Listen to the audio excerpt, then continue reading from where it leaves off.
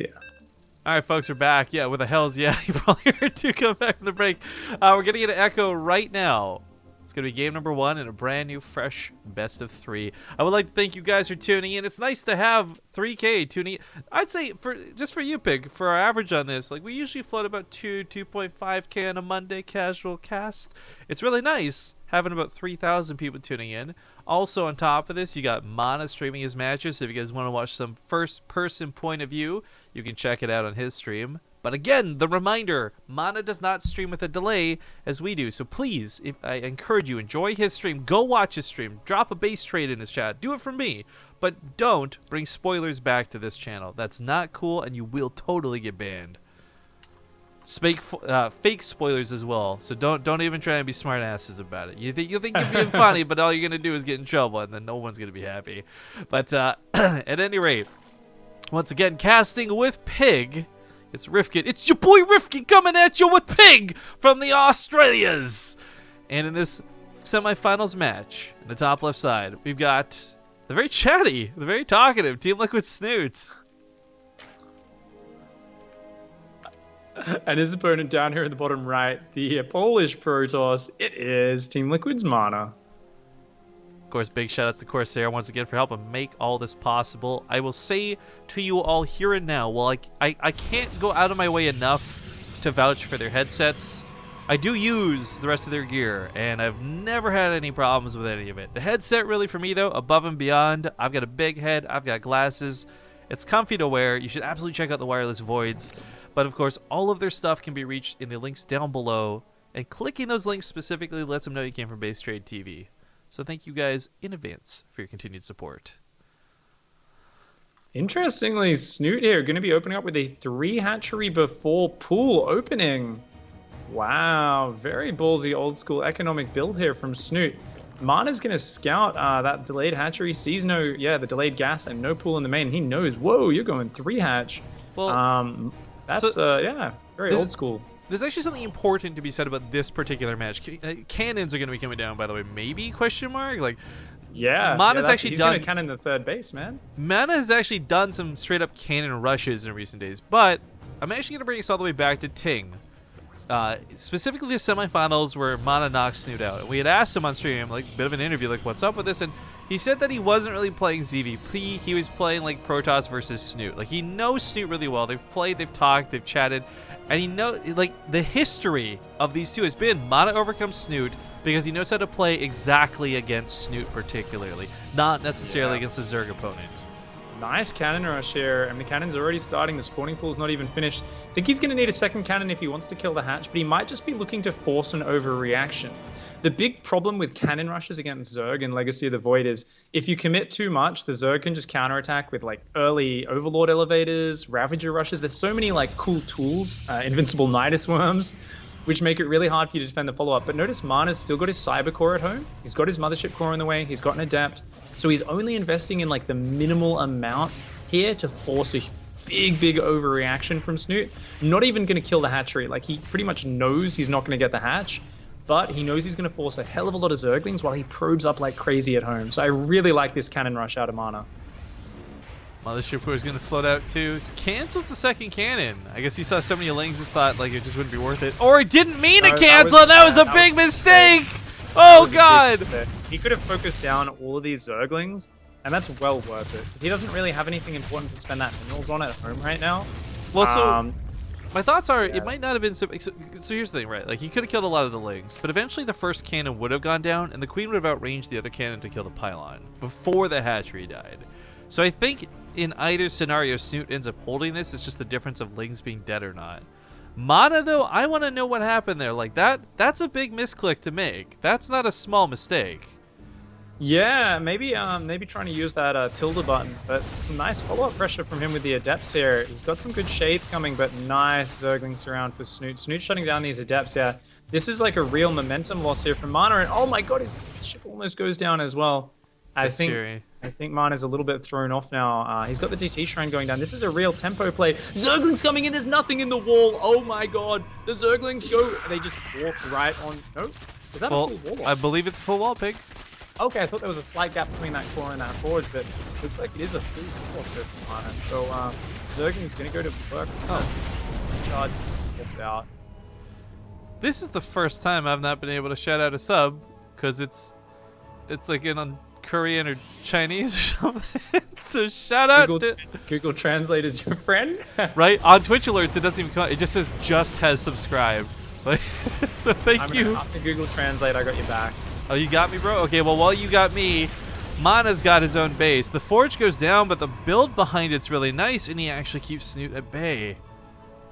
Big shout out to Beijing Bright J. Thank you so much for the sub there. Is that what his name is? That's what Google Translate tells us. That's a sick name. That's actually a pretty cool name. Beijing Bright J. Pretty cool name. By the way, Smokey the Bandit just linked a picture of his sexy ass watch in chat. Very nice to see, man. Got some manly ass arms and toes too. Shoutouts.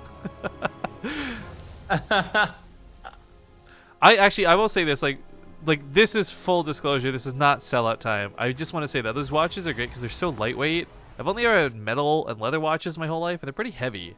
The wood watches are so light, it caught me off guard. But whether that's a good selling point or not, that's up to you guys. I'm just saying what I find cool about it. Anyways, there's a couple of links still meandering around the map. I don't really know what Snute's gonna do with these. I will see the warp prism with them, I believe. Or not. Oh, no, he doesn't see that warp prism parked right next to warp in. This is really important. Like, MaNa needs to do damage right now because Snute is saying, you know what? I think I've got a bit of freedom in this game. I think I'm a little bit ahead. I am going to just go straight towards mutas off this Roachling.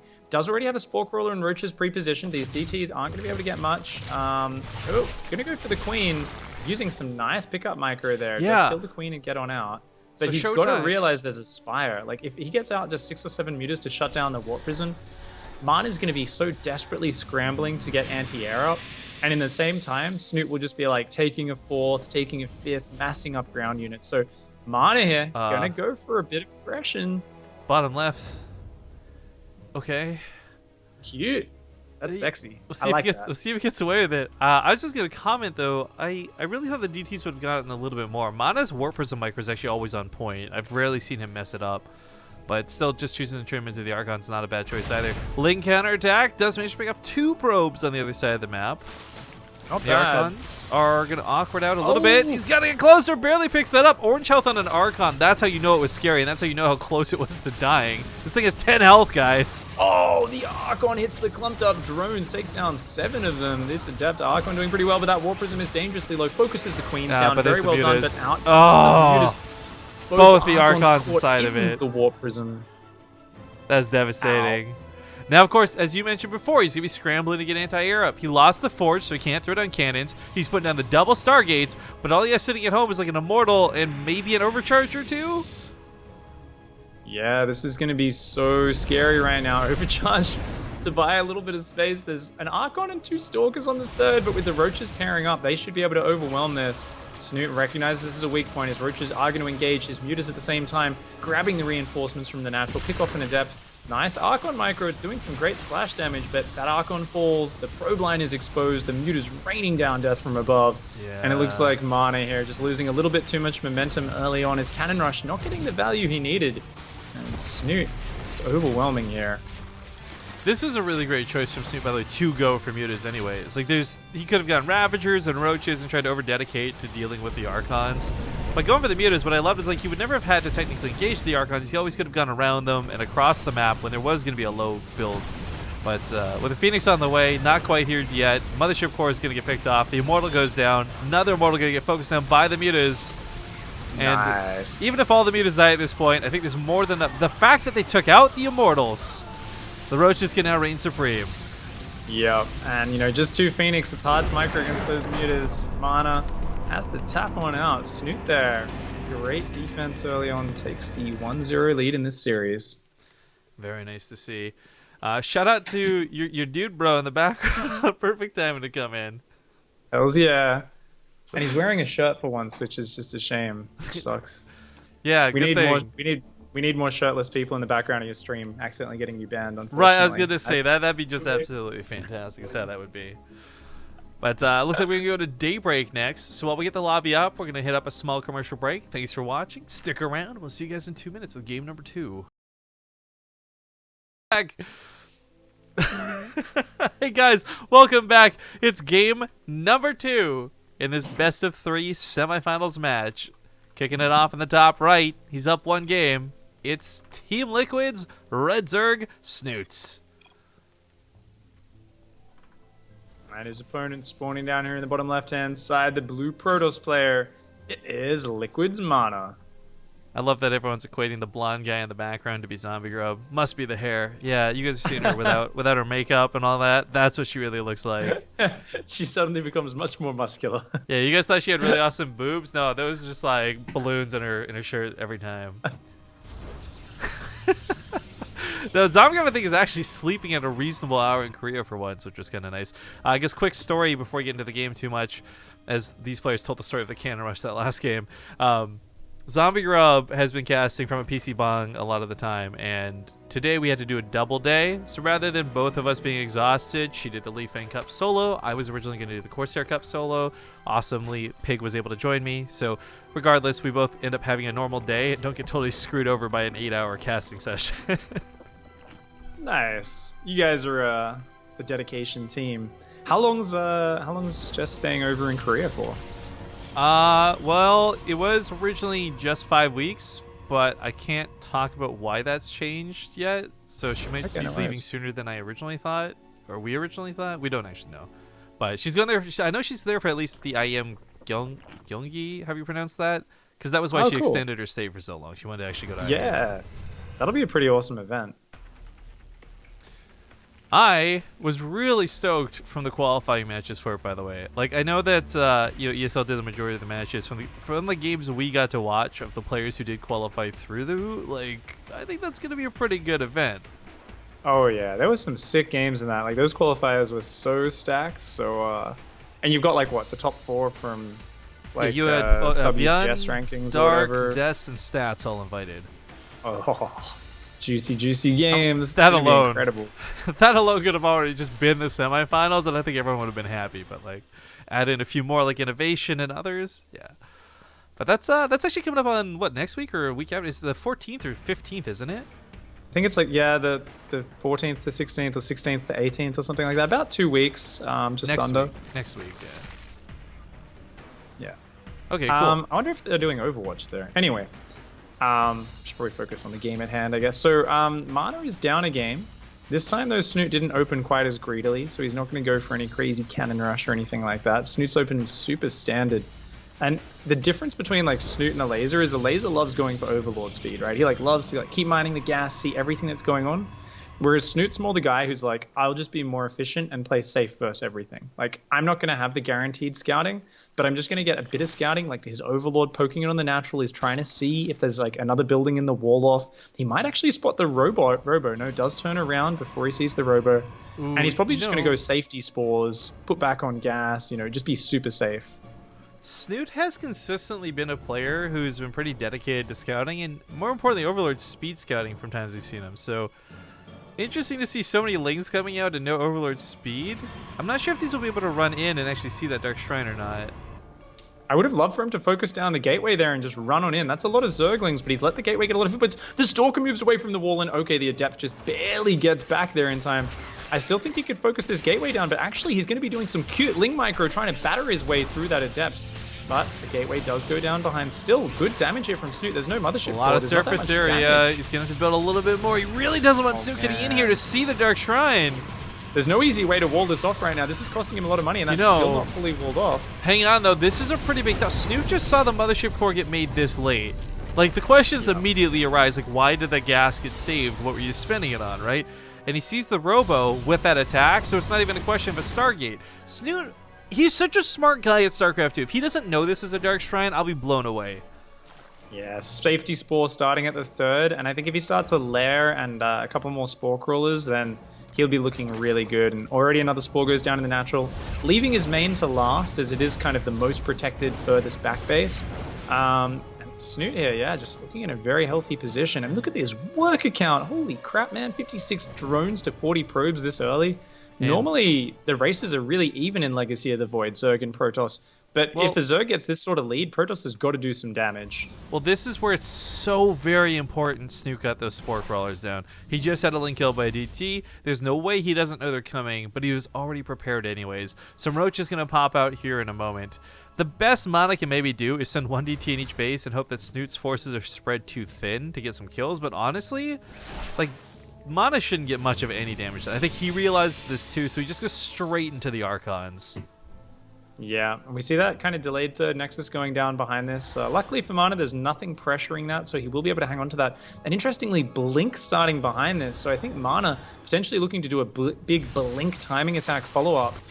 These Archons going to be defended for now by these Roaches. Creep starting to spread between the bases. Snute desperately trying to make sure he stays on top of this.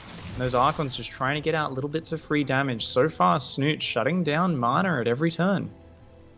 This is really good defense for Snute. And again, this is so weird because of how much he didn't scout was enough information. Like, it's the lack of information that gets this information, however you want to phrase it. Like, if that Mothership Core had not been part of that, I don't know if this would have been so obvious to him.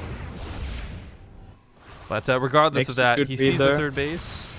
Oh, the Queen gets trapped. That's what MaNa wants to do. Focus down but those she queens, lives! 7 health, baby. He's so happy right now. This just like shuts down the pressure. That Queen staying alive, MaNa's Warp Prism being so low on hit points now, it buys Snute like a full minute before that Warp Prism can be annoying again. And that means the Spire is going to be almost done. He's got Hydralisk range on the way. He's got a 70 drone economy. Snute is on fire right now. He is starting to run away with this game. I mean, it's weird to see the Spire come down with the Hydralisk being the dedication here, but 6 mutas and only like 6 to 8 mutas can actually get quite a bit done if that's his intention with this.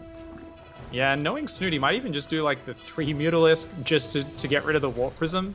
Snute is a guy who appreciates the strength of the Warp Prism. Let's just put it that way. He respects the Warp Prism a lot. Like, he knows that this Warp Prism, if he just lets it kind of run around his bases, can kill a lot of stuff. So he's going to overcommit to defending that. But MaNa here looks like he's made his decision. He's got Blink about to finish. He's got an Immortal, 3 Sentries, 3 Archons. He's going to be going for a big attack here of 60 probes. Snute's not exactly lacking when it comes to army. He's making 13 Ravagers as we speak. Another round of 30 Lings on deck. And let's not forget, at any point, he can start holding down that Hydralisk button too.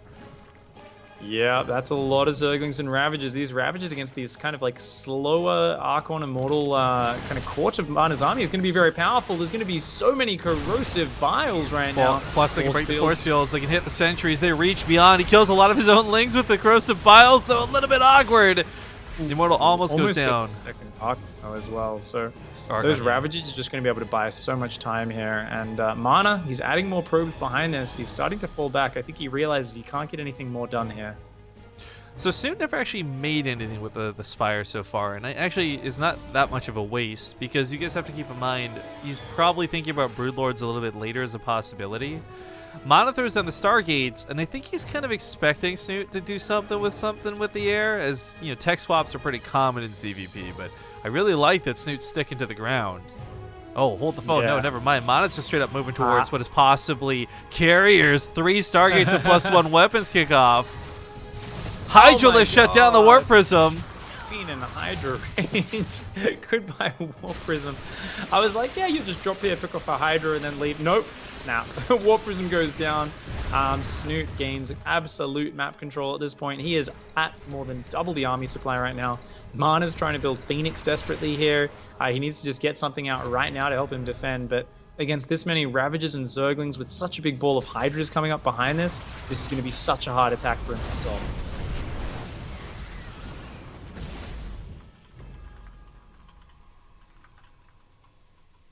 Going to rotate towards the natural now.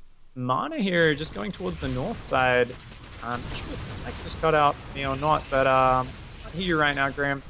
So no, you're good. I was typing. Okay. My bad. Just double checking. All right, yeah, this is just such a huge army. How do you fight this? The Adepts are never going to get in range. There's not enough force fields, and there's so much corrosive bile. Snute can choose the angle of the fight using that artillery. Oh my god, so the much corrosive bile. It's a curtain of death, is what it is. Just kind of being dropped down from above. massive damage here for Snute. Starting to break down that natural wall. As the army comes in from the north, Snute's going to be able to zone this out with Corrosive Bile. But it looks like, yeah, Adept's going to try to shade on top. MaNa's going to go for one big decisive engagement. There is just too much Zerg, though. All the units disappear from MaNa. Those last Immortals and Stalkers are getting shreked.